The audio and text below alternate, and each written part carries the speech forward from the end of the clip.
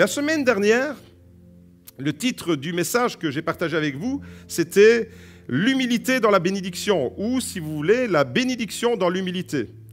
Et on a découvert que la position adéquate pour recevoir la bénédiction était de nous prosterner à genoux devant Jésus. Vous vous rappelez tous ces exemples que j'ai donnés d'hommes de l'Écriture, des hommes qui ont été bénis et qui sont devenus une source de bénédiction. Leur position était à genoux. Et j'ai fait le lien entre le verbe bénir, barak, et les genoux dans le texte original en hébreu, berer, qui sont la même racine. Autrement dit, quand on est à genoux, c'est à ce moment-là qu'on est dans la position, dans la posture la plus adéquate pour recevoir la bénédiction et pour la transmettre. C'était donc un enseignement qui nous invitait à l'humilité. Dieu bénit l'humilité. L'humilité précède la gloire, mais Dieu résiste aux orgueilleux. C'était ce que nous avons vu la semaine dernière. Et ce matin, je vous propose de découvrir une autre facette de la bénédiction. Et le titre de mon message s'affiche à l'écran « Élève-toi et va chercher ta bénédiction ». Il est question d'élévation ce matin. Alors en apparence, les deux titres que je viens de citer, celui de la semaine dernière et celui d'aujourd'hui, peuvent sembler contradictoires. Les deux titres peuvent être en effet comme ça, comme s'ils étaient contradictoires l'un par rapport à l'autre. En effet, l'un nous dit qu'il faut être à genoux et le titre de ce matin nous invite à nous élever. À élever, comme il a été question, « Élève-toi, mon âme, pendant la louange ». Alors, la vérité, c'est que quand on est à genoux, eh bien, c'est à ce moment-là, quand on est à genoux devant Dieu, c'est à ce moment-là qu'on est véritablement élevé. Donc, les deux titres ne sont absolument pas contradictoires et on va découvrir ce matin les facettes de ce que Dieu veut nous dire à travers le thème que nous allons partager. Élève-toi et va chercher ta bénédiction. La bénédiction se reçoit, mais la bénédiction est aussi une démarche qu'on va aller chercher en accomplissant un certain nombre de choses. Et ce matin, on va en découvrir quelques-unes. Et pour ça, j'aimerais vous partager un petit témoignage. Il y a tout juste 4 ans, l'Église nous faisait une merveilleuse surprise. Vous voyez, au GLC Beaudour, on aime les surprises. Et 4 ans en arrière, eh bien, notre communauté nous a offert un voyage en Grèce, à Athènes, à l'occasion de nos 25 ans de mariage. Et mon épouse et moi, Magda, on se souvient vraiment de ce moment béni qui est tombé au meilleur moment, au moment où nous étions en train de traverser une sérieuse difficulté. Et vraiment, l'Église a pu vraiment faire corps et se compacter. Et nous avons vraiment été bénis au-delà de nos attentes. Malgré l'épreuve qu'on venait de traverser, l'Église s'est vraiment soudée et nous avons fait corps. Et nous avons reçu ce merveilleux cadeau, un voyage pour nos 25 ans de mariage à Athènes, sur les traces de l'apôtre Paul. Nous avons visité cette merveilleuse ville d'Athènes dont la Bible parle dans les Actes des Apôtres. Et puis, à un moment donné, nous sommes déplacés un peu vers le sud et nous avons visité cette région qui apparaît à l'écran, Cap Sunio. C'est l'extrémité sud de la péninsule où nous étions. Cap Sunio, eh bien, c'est un lieu qui est vraiment sauvage, très très sauvage. Et là, il n'y a presque rien à voir. Vous voyez à l'écran, il y a juste de la végétation, des falaises, la mer et un temple, le temple de Poséidon, qui surplombe cette falaise-là majestueusement au-dessus de cette roche, de cette verdure et de ce bleu qui est vraiment à couper le souffle. Et juste là, on n'avait rien à faire si ce n'est que de regarder ce qui était autour de nous. Et lorsque nous sommes arrivés là, dans cette localité, quand je dis localité, c'est vraiment, il y avait le temple de Poséidon et juste à côté, une cafétéria. Et le bus nous a déposés à 10h du matin et il venait nous rechercher à 13h de l'après-midi. Autrement dit, on n'aurait pas pu bouger de là. Et on s'est retrouvés coincés au milieu des falaises, voyez-vous, et avec Magda, on s'est dit que là, on n'allait pas rester 3 heures à cette cafétéria. Depuis hier, on peut aller à la terrasse, même en Belgique, mais là, il n'y avait pas encore le confinement, donc on aurait pu profiter de la cafétéria. Mais avouez avec moi que 3 heures, là, à attendre le bus qui vienne vous rechercher pour nous reconduire à l'hôtel, c'était un peu long. Et donc, on s'est dit, mais qu'est-ce qu'on va faire? On est au milieu des falaises, là. OK, on a vu le temple de Poséidon, c'est bien, c'est de la mythologie, tout ce qu'on veut, mais il faut qu'on bouge d'ici. Et on avait là la chaleur accablante et en même temps la mer qui nous appelait.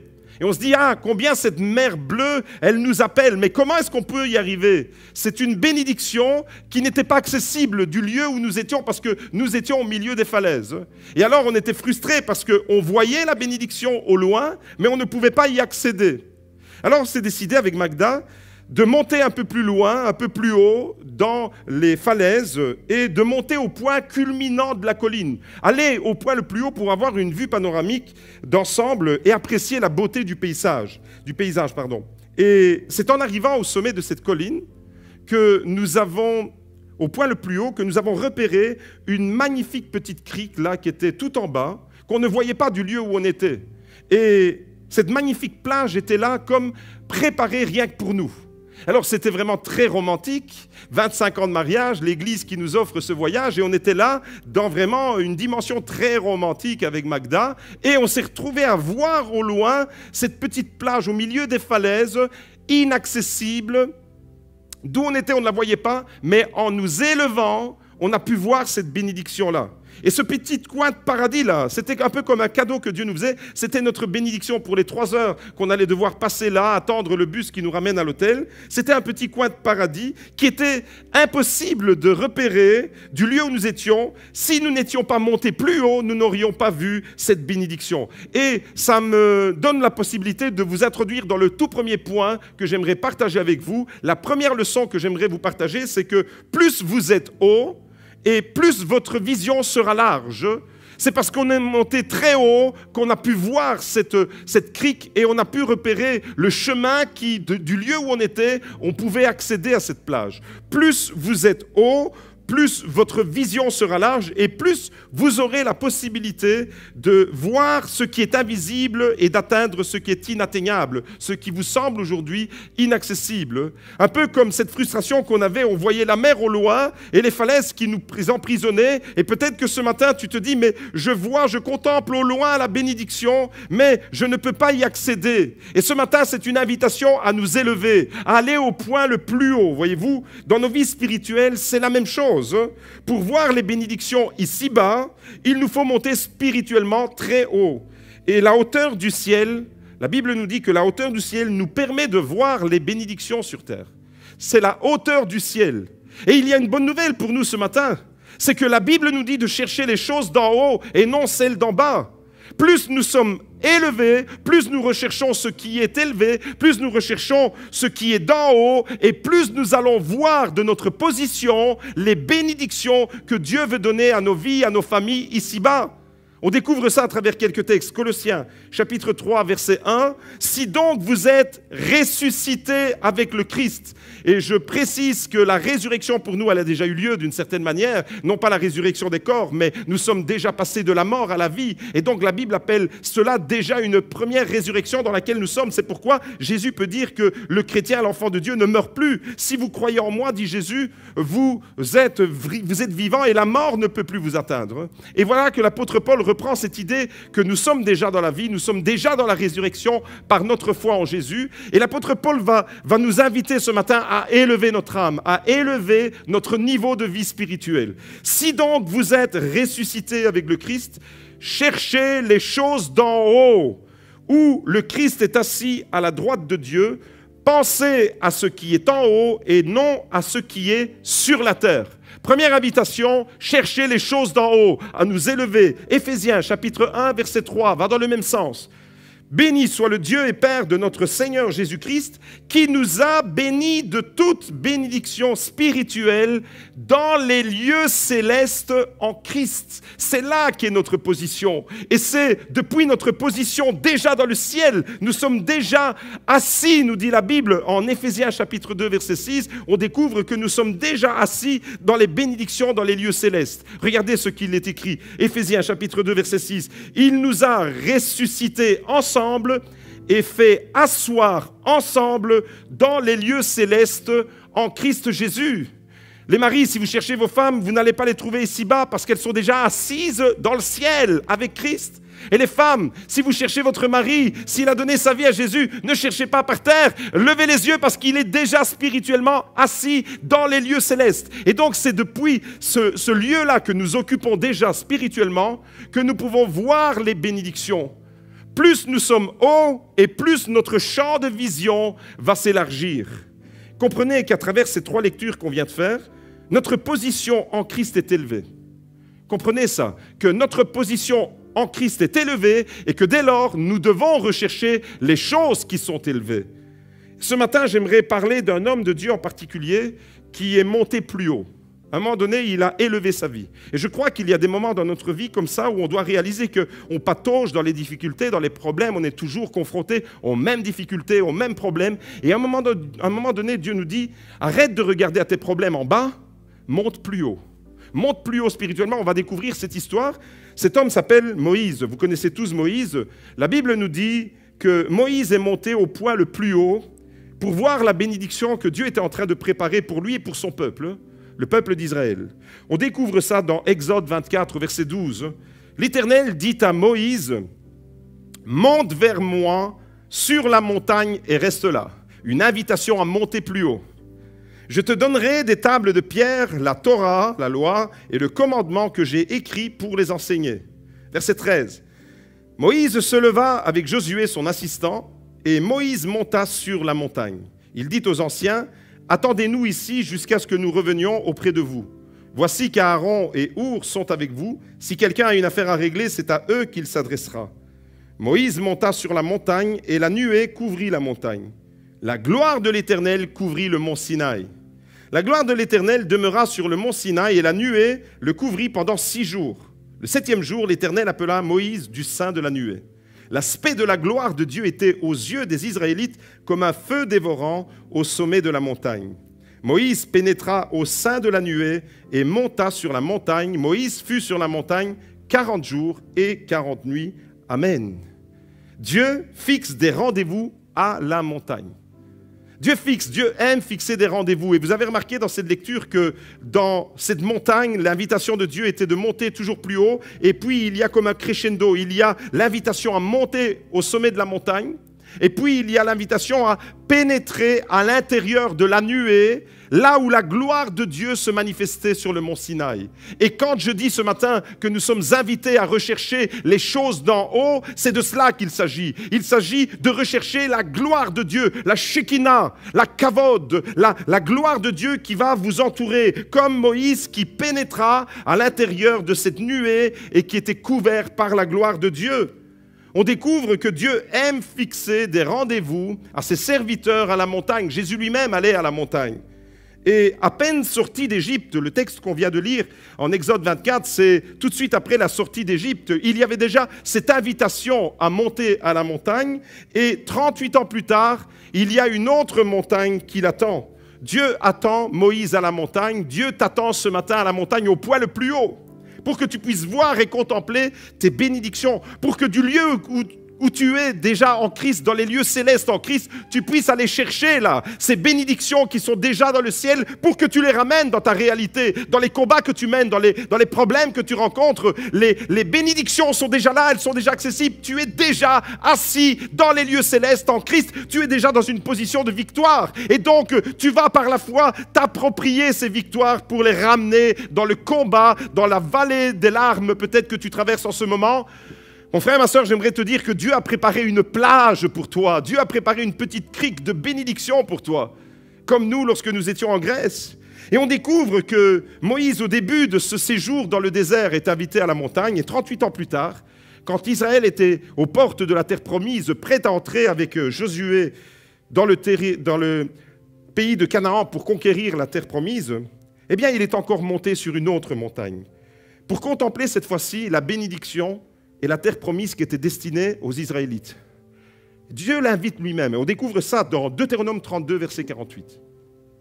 Ce jour même, l'Éternel parla à Moïse et dit, « Monte sur cette montagne des Abarim, sur le mont Nebo au pays de Moab, vis-à-vis de Jéricho, et regarde le pays de Canaan que je donne en propriété aux Israélites. » Pour que Moïse voie le pays de Canaan, la terre promise, la bénédiction, il a dû monter plus haut. Comme nous, lorsque nous étions à Athènes, lorsque nous étions à Cap Sounion, mon épouse et moi, on est montés au sommet de cette falaise pour repérer la bénédiction tout en bas. Et de la même manière, Moïse est invité par Dieu à, non plus dans le mont Sinaï cette fois-ci, maintenant on est du côté jordanien, si vous voulez. On est dans le mont Nebo, là, et dans le pays de Moab. Et de là, il va contempler la bénédiction qui est accessible pour le peuple de Dieu.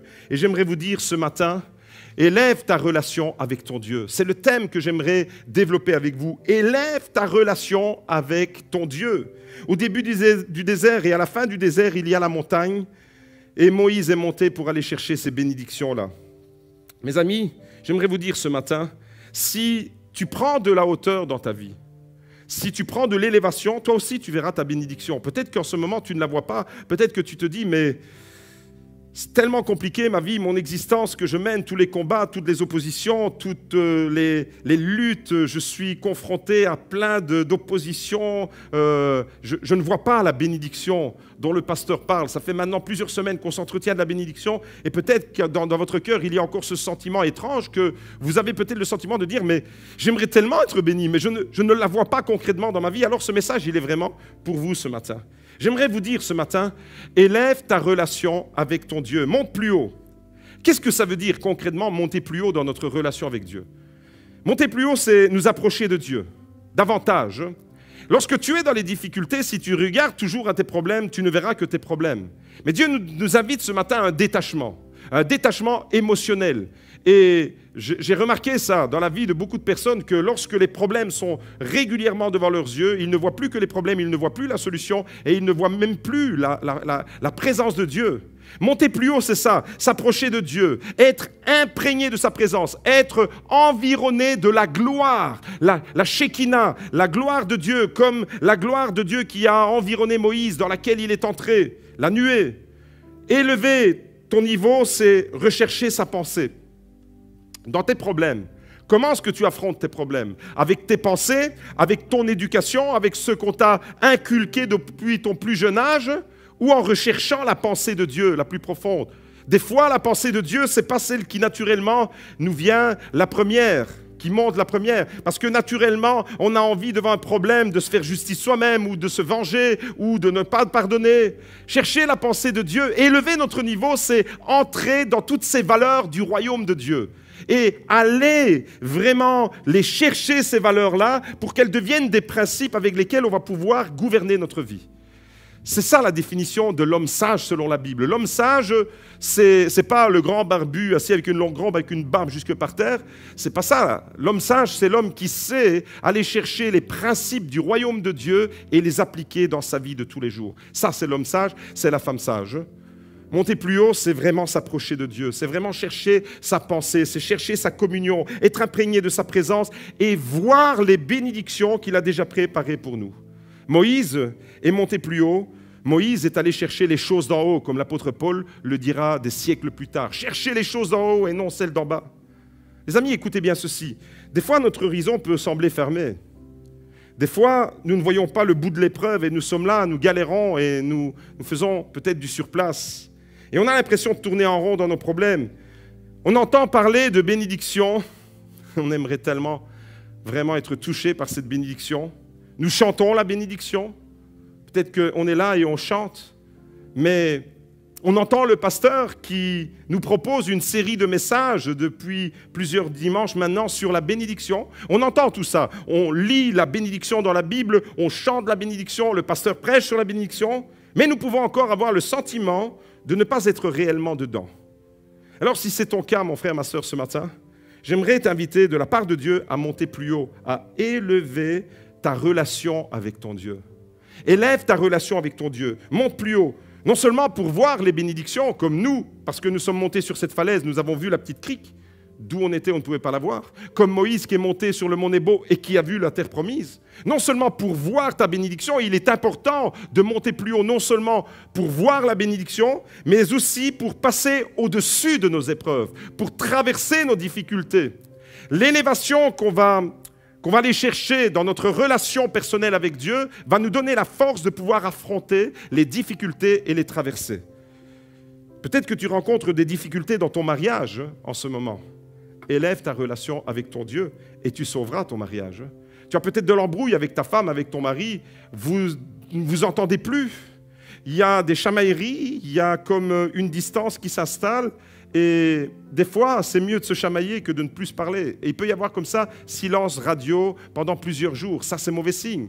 Peut-être qu'en ce moment, tu rencontres des difficultés dans ton mariage, élève ta relation avec ton Dieu, tu sauveras ton mariage. Peut-être que tu éprouves des difficultés relationnelles avec des gens de ton entourage, des gens proches, des gens, des collègues, des voisins, des parents, des amis. Élève ta relation avec ton Dieu. Et il te donnera la capacité de pardonner et de passer au-dessus de leurs défauts. Plus tu vas être près du cœur de Dieu, plus tu vas être élevé dans la présence de Dieu, et plus tu vas pouvoir gérer ta vie avec les principes du royaume de Dieu. Tu es peut-être découragé en ce moment parce que tu ne connais pas le plan de Dieu pour ta vie. Combien de jeunes chrétiens viennent me voir en disant « Mais quel est le plan de ma vie, pour ma vie? Quel est le plan de Dieu? Qu'est-ce que Dieu attend de moi? Qu'est-ce qu'il veut que je fasse ?» Et peut-être que tu es découragé parce que tu ne sais pas ce que Dieu veut faire avec ta vie. Élève ta relation. Ne sois pas d'abord préoccupé par le plan de Dieu pour ta vie. Sois préoccupé de ta relation avec ton Dieu. Élève ta relation et il te révélera des choses cachées que tu ne connais pas. Le téléphone de Dieu, Jérémie 33, verset 3, « Invoque-moi et je te répondrai et je te montrerai des choses cachées que tu ne connais pas encore. » Plus tu élèves ton niveau et plus tu entres dans la solution de tes problèmes. Plus tu es bas et plus tu patauges dans tes problèmes, plus tu fais du surplace, tu nages dans la vase et tu n'avances pas, et tu es découragé, tu perds tes forces parce que l'eau est boueuse, tu navigues en ce moment peut-être dans des eaux troubles. Élève ta relation avec ton Dieu. Lorsque nous devions retourner de Grèce pour revenir en Belgique, il fallait bien rentrer. Ce petit moment de paradis que nous nous sommes octroyés à Cap Sunio, il était compté. Ça n'a duré que 3 heures et après, on a repris le bus qui nous a conduits à l'hôtel. Et puis de l'hôtel, il fallait qu'on rentre en Belgique. Et nous voilà à l'aéroport d'Athènes. Et dans l'avion, tout était prêt. Le ciel était bleu, comme vous l'avez vu sur la photo. Tout était prêt pour le décollage. Mais nous avons vécu quelque chose d'assez particulier, Magda et moi. Nous étions là, assis dans l'avion, et puis, vous voyez que les minutes passaient et que l'avion ne décollait pas et que l'heure était déjà passée. Quelques minutes, et puis le commandant de bord nous parle et nous dit, voilà, nous aurons quelques minutes de retard, et pour finir, on a décollé avec plus d'une grosse demi-heure de retard, presque 40 minutes, parce que le lieu que nous devons traverser, il y a des orages en ce moment. Alors nous, on était vraiment c'était paradoxal ce qu'il nous disait. Parce qu'à Athènes, le ciel était bleu, le ciel était serein, le soleil brillait et on ne pouvait pas décoller. Alors que toutes les conditions atmosphériques pour décoller étaient réunies. Et des fois, dans notre vie, c'est comme ça. Toutes les conditions semblent être réunies, mais sauf que le commandant de bord, lui, savait, il était informé. On devait survoler les Balkans. De la Grèce, on devait voyager au-dessus de ce qu'est l'ex-Yougoslavie et tous ces pays des Balkans pour revenir en Belgique. Et le couloir aérien qu'on devait emprunter nous faisait surplomber les Balkans. Et là, dans les Balkans, eh bien, la météo, était mauvaise. Le commandant de bord connaissait la météo des Balkans. Nous, on ne la connaissait pas. J'aimerais vous dire que notre commandant de bord connaît la météo qu'on va rencontrer. Et voyez-vous, des fois, Dieu nous met volontairement en retard, alors qu'on ne comprend pas pourquoi le retard, parce qu'on se dit, mais on est prêt pour foncer. Le ciel est bleu, l'avion peut décoller. Pourquoi on ne décolle pas? Mais notre commandant de bord sait qu'on va rencontrer des intempéries, qu'il va y avoir des orages, qu'il va y avoir des zones de turbulence dangereuses et qu'il est préférable nous ralentir. Rappelez-vous l'histoire de Josué et de Caleb. Caleb et Josué, leur ciel était bleu pour entrer dans la terre promise. 40 ans plus tôt, ils pouvaient déjà entrer dans la terre promise. Ils étaient prêts, le ciel était bleu. Mais Dieu les a ralentis et ils ont dû attendre tous les deux tout le peuple afin d'entrer avec tout le peuple, alors qu'eux auraient pu déjà conquérir la terre promise 40 ans plus tôt, mais les autres n'étaient pas prêts. Voyez-vous, et dans nos vies comme ça, il y a des retards des fois qui ne sont pas des retards. Bien sûr, on ne les comprend pas, parce qu'on se dit, mais pourquoi est-ce que ça ne va pas plus vite? Pourquoi on n'avance pas? Alors que tout est là, toutes les conditions sont rassemblées. J'ai fait ce que Dieu m'a demandé de faire, mais je ne vois pas encore la situation se débloquer. Comme nous dans cet avion. Le ciel bleu, le soleil qui brille, et on se dit, pourquoi on ne décolle pas? Voyez-vous, nous devions passer au-dessus de cette région qui était perturbée au niveau climatique. Mais la bonne nouvelle, vous savez c'est quoi? La bonne nouvelle pour nous, c'est que lorsque nous avons survolé les Balkans, nous étions au-dessus des nuages. Et c'est ma deuxième leçon. Au-dessus des nuages, notre altitude nous maintient en sécurité. Notre altitude, c'est-à-dire parce que nous étions au-dessus de l'orage, nous n'étions plus concernés à ce moment-là par l'orage. Et ça, c'est vraiment une image extraordinaire. Plus tu donnes de l'élévation à ta vie, et plus tu vas être détaché de tes problèmes. Plus tu donnes de l'élévation, les turbulences, les problèmes, les orages, pour nous, c'était en dessous. Et voyez là, cette photo qui apparaît à l'écran, c'est une aile d'avion et en dessous, on voit un éclair. On voit un éclair. Mes amis, j'aimerais vous dire, la bonne nouvelle, c'est que le ciel est toujours bleu au-dessus des nuages. Au-dessus des nuages, le soleil brille toujours. Notre altitude nous maintient en sécurité. Les zones de turbulence sont en dessous de nous. Frère, ma sœur, si tu prends de l'altitude dans ta vie spirituelle, c'est-à-dire si tu cherches davantage la communion avec Dieu, si tu cherches davantage l'intimité, le cœur à cœur, sa parole, son conseil, aller chercher les vitamines de vie, de victoire, que tu peux aller puiser toi-même dans la parole de Dieu, que tu nourris ton âme, tu vas prendre de l'élévation et tu vas survoler tes zones de turbulence. Et lorsque nous voyageons, c'était vraiment spectaculaire parce qu'en dessous de nous, généralement, quand il y a un orage, je ne sais pas si vous avez peur des orages, mais moi, j'en connais quelques-uns dans ma famille qui ont les chocottes quand il y a des orages et qui se mettent en dessous des couvertures. Vous savez, des fois, dans le sud, en Italie, il peut y avoir en été des orages. Et croyez-moi, les plus violents orages que j'ai jamais vécus, c'est dans les pays chauds. C'est même pas ici. Ici, on est habitué à la flotte toute l'année, mais là-bas, il pleut rarement. Mais quand il pleut, c'est des orages qui font peur. On a l'impression qu'il y a une explosion, que c'est de la dynamite qui explose juste à côté de vous. Et là, j'en connais quelques-uns, et il y en a une en particulier que je connais même très très bien, qui se met en dessous des couvertures et on ne la retrouve plus. Et puis je cherche, elle est dans les lieux célestes, elle est déjà cachée en Christ, assise. Voyez-vous, ça c'est tout le courage de Magda par rapport aux orages. Mais ce qui est extraordinaire, c'est que généralement les orages, on les vit d'ici, et donc on est entouré d'orages. Mais lorsque nous étions dans cet avion, on était au-dessus des orages. Vous voyez ce que je veux dire ? J'espère que vous comprenez ma pensée ce matin. C'est que quand tu es vraiment, que tu réalises ta position, en Christ, l'apôtre Paul nous l'a répété dans plusieurs textes, notre position, c'est déjà dans les lieux célestes. C'est là que nous sommes assis déjà en Christ, dans les lieux célestes, déjà bénis de toutes les bénédictions spirituelles dans les lieux célestes. Et c'est pourquoi il nous invite à rechercher les choses d'en haut et non celles d'en bas. Parce que nous sommes des gens d'en haut et pas d'en bas. Et là, cette fois-là, dans l'avion, on a vécu quelque chose de phénoménal, c'est qu'on voyait les éclairs en bas. Et nous, on était au-dessus. Et vous savez, au-dessus, le ciel est toujours bleu. Alors, mon frère, ma sœur, j'aimerais te dire que si tu prends de l'altitude dans ta relation personnelle avec ton Dieu, tu pourras toi aussi te placer au-dessus de tes problèmes, au-dessus des zones de turbulence que tu traverses avec ton mari, avec tes enfants, avec la maladie que tu rencontres en ce moment, avec les problèmes d'argent, avec les problèmes relationnels. Vous savez, la plupart des gens que je côtoie et qui me partagent les difficultés, les épreuves, mais c'est vrai en absolu, même pour les gens que je ne côtoie pas, la plupart des gens sont touchés par les mêmes épreuves. On est touché par un problème qui est relatif à notre santé ou à la santé de quelqu'un de notre famille. On peut être touché par des problèmes relationnels. On peut être touché par des problèmes financiers. Grosso modo, les problèmes des gens dans toutes les familles se ressemblent.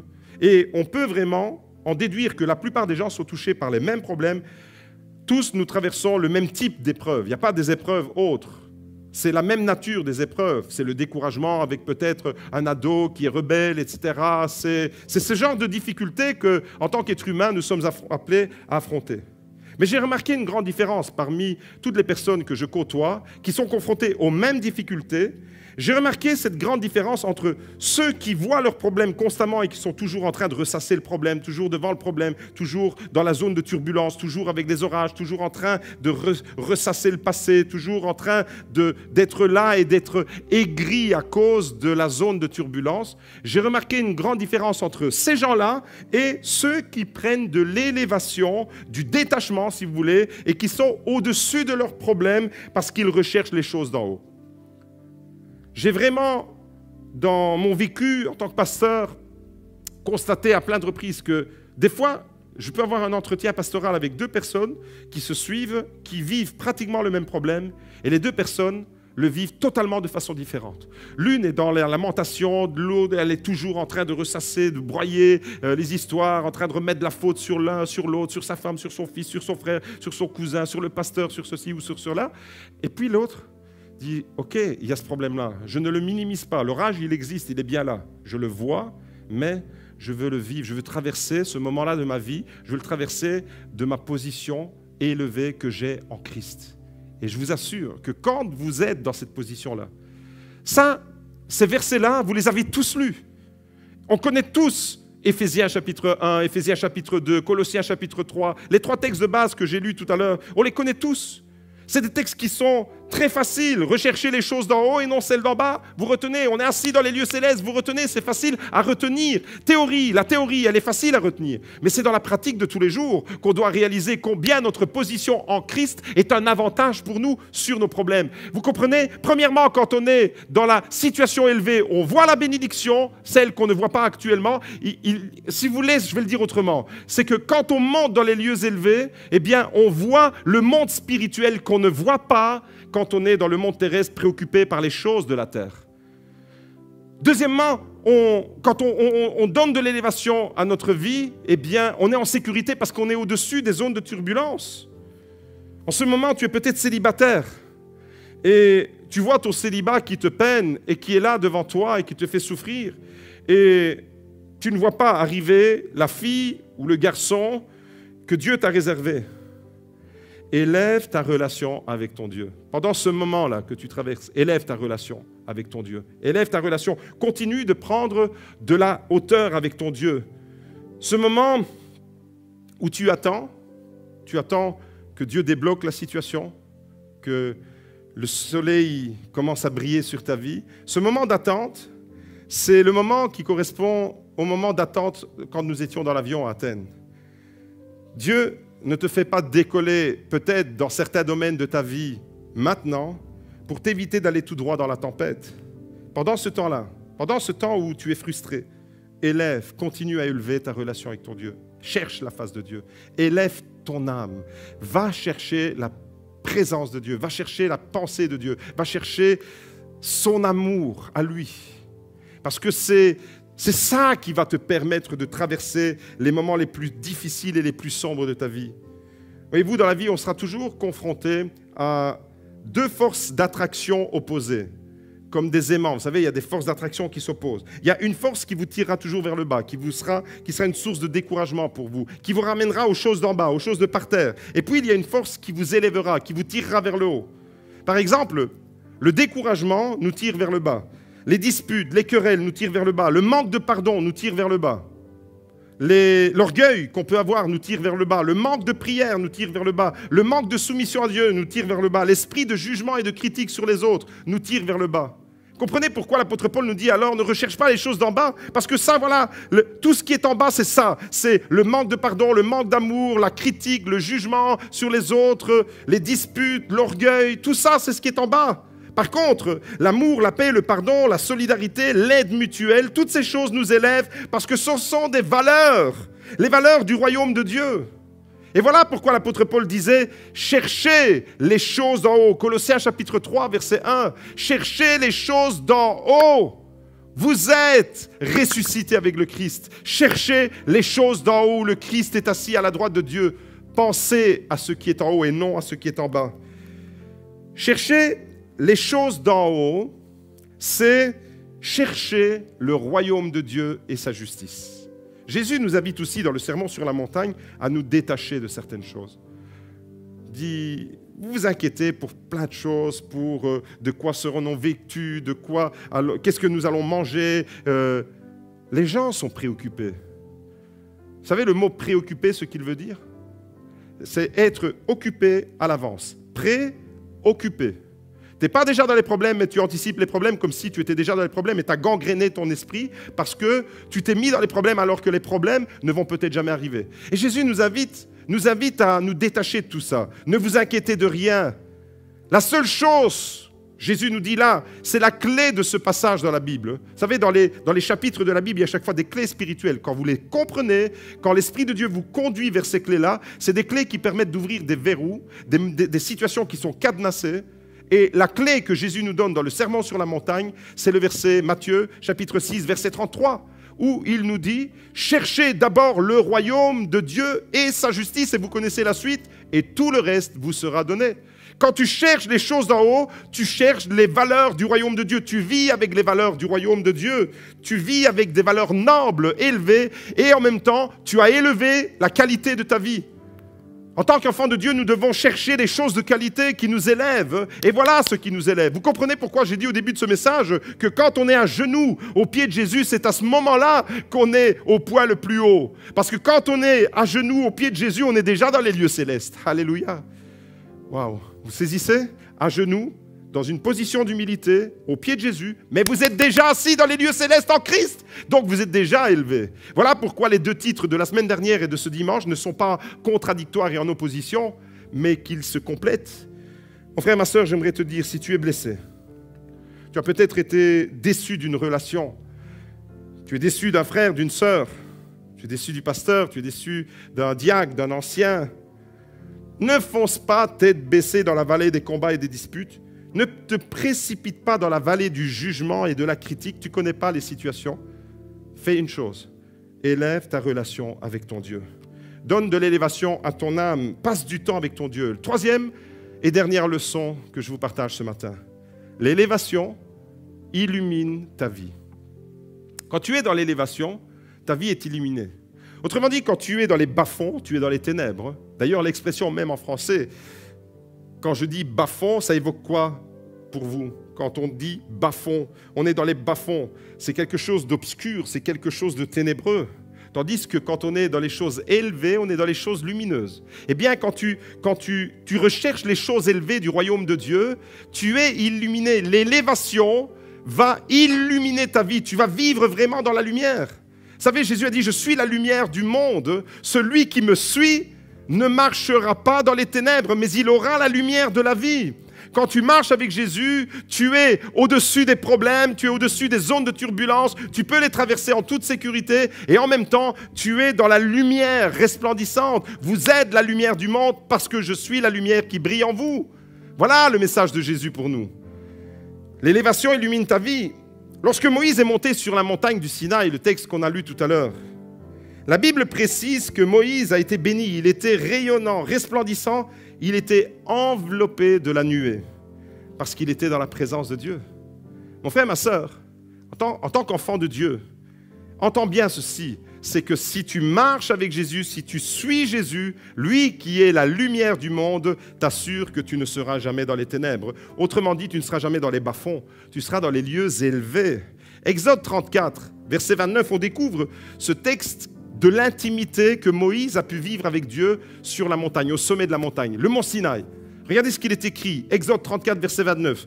Moïse descendit du mont Sinaï, les 2 tables du témoignage étaient dans la main de Moïse. Lorsqu'il descendait de la montagne, Moïse ne savait pas que la peau de son visage rayonnait à la suite de son entretien avec l'Éternel. Waouh! La peau de son visage rayonnait, il n'en était même pas conscient. La présence de Dieu va te transformer. L'élévation de Dieu va t'illuminer. Sur la montagne, Moïse recevait la parole de Dieu, les commandements de Dieu, les instructions pour le peuple de Dieu. Il était dans un face-à-face avec son Dieu. J'aimerais te faire comprendre, mon frère, ma sœur, que ces moments d'élévation, c'est les moments de face-à-face que tu peux vivre avec ton Dieu. Soit tu restes les yeux rivés sur ton problème, sur les convocations au tribunal, l'avocat, tu te disputes en ce moment pour la garde alternée des enfants, sur la pension alimentaire, c'est des choses de la vie. Et tu es complètement neutralisé, ton esprit est focalisé là-dessus et tu ne sais plus rien entreprendre de bon parce que tu es neutralisé à cause de tes problèmes.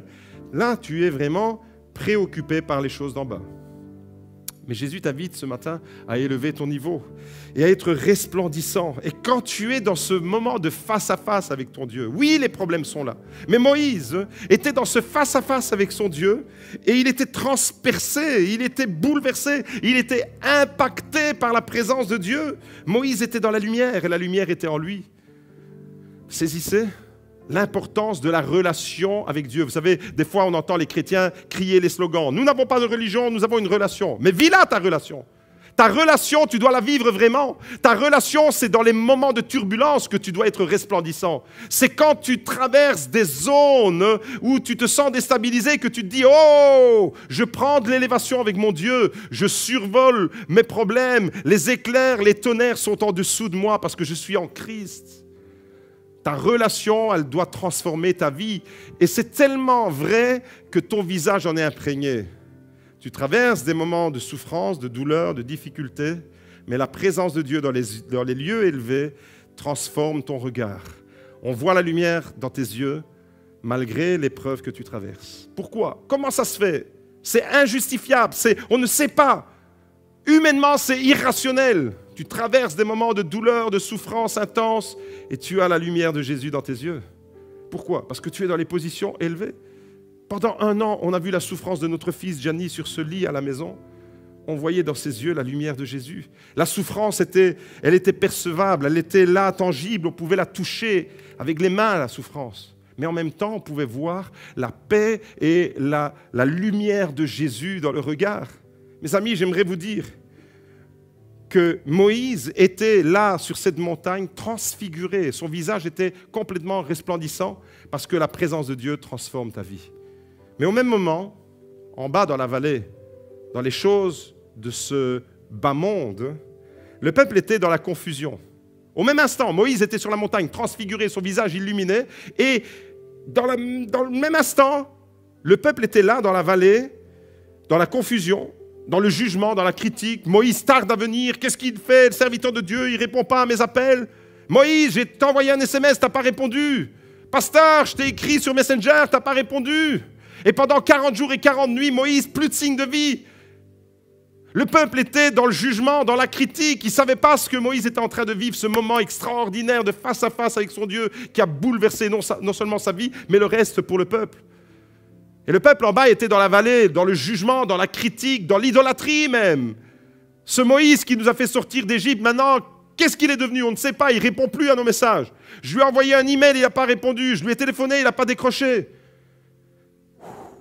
On va se fabriquer un veau d'or alors. Et on va dire c'est ce veau-là qui nous a fait sortir d'Égypte. Le peuple, c'est extraordinaire de voir qu'au même moment, le serviteur de Dieu, il est dans un lieu élevé, il est dans la lumière, il est resplendissant. Le peuple là est dans le jugement, dans la critique, dans le mensonge, dans l'idolâtrie. Pourquoi? L'un était béni parce qu'il était en haut et ça se voit sur son visage. Les autres n'étaient pas bénis. Ils étaient aigris. Et vous savez, quand vous êtes aigri, ça se voit aussi sur votre visage. Ça se voit sur mon visage. Quand tu es une personne bénie, même si tu traverses des zones de turbulence, même si tu traverses des moments difficiles, ça se voit sur ton visage. Pourquoi? Parce que Christ est avec toi. Parce que tu es déjà dans les lieux célestes. Parce que tu es déjà assis. Parce que tu es déjà dans la victoire, malgré l'épreuve que tu traverses. Et comme Moïse, ton visage resplendit. Mais quand tu es dans un moment d'aigreur, quand tu es dans l'amertume, ton visage parle pour toi. Même si tu veux le cacher à ton entourage, même si tu veux le cacher aux autres, ton visage, tes yeux sont le miroir de ton âme et tes yeux parlent de ton état intérieur. L'aigreur se voit au même titre que la lumière se voit dans les yeux de Moïse. La différence entre les deux, entre Moïse et le peuple d'Israël, à ce moment-là, c'est que un était à la montagne avec Dieu et les autres étaient dans la vallée, loin de Dieu, dans le jugement et dans la critique. Et c'est la même différence qu'on retrouve aujourd'hui entre une personne qui recherche la présence de Dieu malgré ses difficultés et ceux qui ne recherchent pas la présence de Dieu. Vous avez compris? Être dans les hauteurs avec Dieu, ça change tout. Ça change tout. Voilà pourquoi c'est là que nous devons aller chercher. Notre position, mes amis, c'est en Christ que nous devons aller chercher nos bénédictions. Le peuple était en bas, Moïse était en haut. Moïse était béni, son visage était resplendissant et rayonnant. Le peuple en bas était physiquement, il était en bas. Oui, il était en bas. La montagne, c'est plus haut. Le peuple était en bas physiquement, mais aussi spirituellement, il était plus bas. Et psychologiquement, il était plus bas. Quand on est en bas, et qu'on est préoccupé par toutes ces choses de notre vie, de ce monde, Quand on est en bas et qu'on vit avec les valeurs d'en bas, on critique facilement. Tu veux faire un examen de conscience ce matin? Est-ce que tu es une personne qui a la critique facile sur les autres? Ça veut dire que tu es en bas. Quand on est en bas, on juge facilement, comme le peuple a jugé Moïse, qui ne comprenait pas. Quand on est en bas, on condamne facilement, comme les pharisiens qui ont amené cette femme pécheresse au pied de Jésus pour qu'elle soit lapidée. Ils étaient vraiment en bas, ces hommes. Que celui qui n'a jamais péché lui jette la première pierre. Se sont tous taillés les uns après les autres. Quand on est en bas, on condamne facilement, on juge facilement, on se met en colère facilement. Parce que la colère, elle est d'ici. La tempérance, la maîtrise de soi, elle est d'en haut. Fruit de l'esprit. Quand on est en bas, on démissionne facilement d'une responsabilité que Dieu nous a donnée dans l'Église. Facilement. Première contrariété, on veut démissionner, on veut abandonner, on baisse les bras. Quand on est en bas, on manque de persévérance. On abandonne. Mon frère, ma sœur, si tu es en bas, si à travers cet examen de conscience, tu dis, mais moi en ce moment, c'est vrai, je suis dans la critique facile, dans le jugement, je n'arrive pas à pardonner, ma colère monte facilement dans mon cœur, je suis soupolé, j'ai envie de baisser les bras, je suis en bas. Alors mon frère, ma sœur, si tu es en bas en ce moment, ne reste pas en bas. La bonne nouvelle, c'est que tu peux monter avec Moïse dans la montagne. Ne reste plus en bas, va plus haut, monte. Monte ce matin. Et j'invite le groupe de louanges à me rejoindre parce que je voudrais terminer en faisant un appel ce matin. Si vous étiez là avec nous, je vous aurais demandé de vous lever et de venir devant pour prier, imposer les mains. Mais vivez ce moment dans votre maison là-bas. La parole de Dieu ce matin nous interpelle. Et je voudrais encourager et m'adresser particulièrement à tous ceux qui sont découragés parce qu'ils sentent qu'ils sont en bas, qui sont découragés et qui ne voient pas l'issue de leurs difficultés. Élève ta relation avec ton Dieu. Continue à élever ta relation avec ton Dieu. Et je conclus en vous rappelant les 3 leçons principales que je vous demanderai de ne pas oublier ce matin. Gardez-les quelque part inscrites dans votre Bible, mais surtout dans votre cœur. Les 3 leçons principales qu'on a découvertes, c'est premièrement, l'élévation te permettra de voir les bénédictions qui maintenant te sont encore inaccessibles. Tu vas repérer la petite plage que Dieu t'a réservée.